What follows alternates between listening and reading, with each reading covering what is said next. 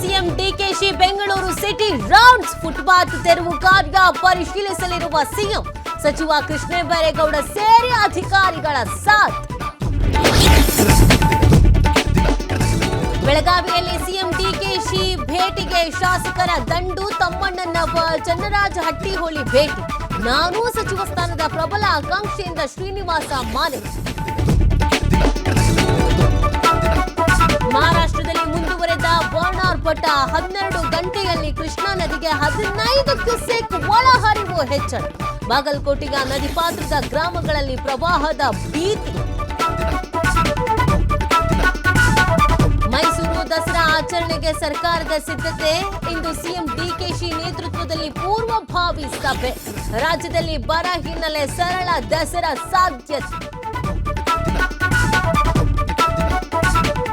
America Iran ನಡುವೆ ನಿಲ್ಲದ ದಾಳಿ ಪ್ರತಿ ದಾಳಿ. ಇರಾನ್ ಮೇಲೆ ಕ್ಷಿಪಣಿ ದಾಳಿ ಮುಂದುವರೆಸಿದ ಅಮೆರಿಕ.